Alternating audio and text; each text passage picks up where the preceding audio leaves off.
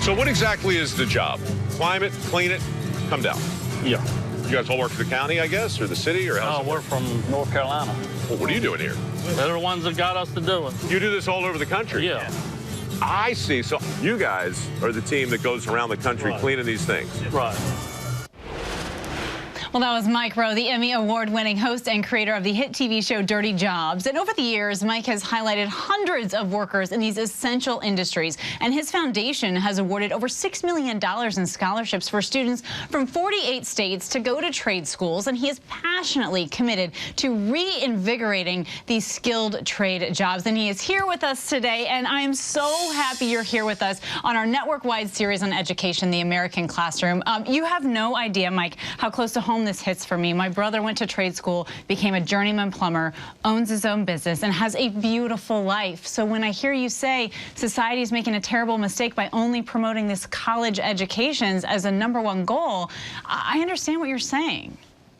I'm glad you do. And if it's any consolation, I probably hear the same thing from 200 or 300 people a week. This is a giant issue. And it's not a question of college being bad or really anything like that. It's really a question of cookie cutter advice and what happens to a country when we tell millions of kids that the best path for the most people is the most expensive path and that they're going to have a terrible time being happy and living a well-balanced life if they don't get this all-important degree. It's the root cause, I'm afraid, of a lot of unintended consequences, including $1.7 trillion in student loans and 11 million open jobs today, most of which don't require a 4-year degree. We just need to do a better job of making a more persuasive case for the opportunities that actually exist. Well, on that persuasion, Mike, why do you think that some of these skilled trades, so-called blue-collar jobs, are looked down on? And how would you work to change that?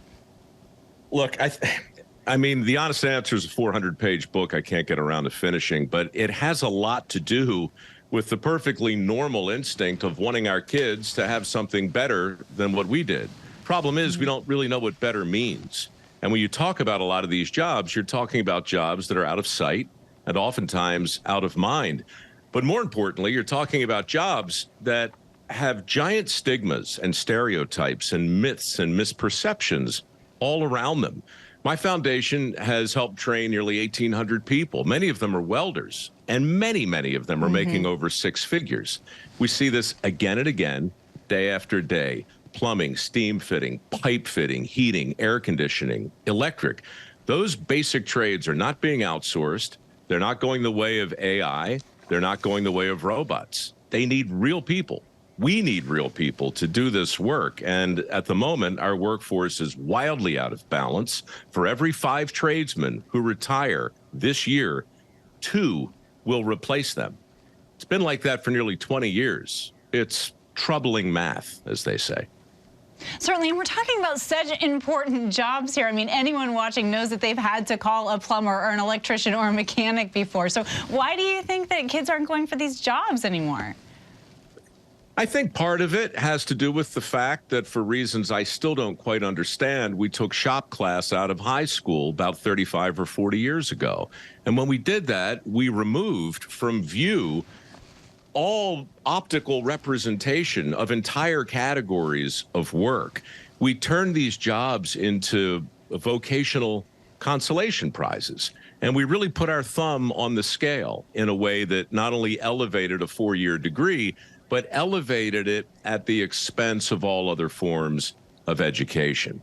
And so we've just seen a reckoning, and we're seeing it right now. You mentioned plumbers. It's a really good point, because today, I'm happy to say the conversation is not just between labor and management or companies who are looking to hire people who want to do this kind of work. The conversation is finally starting to involve people like you and me and millions of others who share our addiction to smooth roads and affordable energy and reliable electricity and indoor plumbing. We've all got skin in this game, right? And so the question really is becoming more and more not, wow, can you really make 6 figures as a plumber? All day long. The question is, how long do you want to wait for one? Right. Right. Everyone go out and hug their plumber today. Mike Rowe, thank you so much for joining us. I so appreciate your time and your message, truly. Thank you. Thank you. Hi, everyone. George Stephanopoulos here. Thanks for checking out the ABC News YouTube channel. If you'd like to get more videos, show highlights, and watch live event coverage, click on the right over here to subscribe to our channel. And don't forget to download the ABC News app for breaking news alerts. Thanks for watching.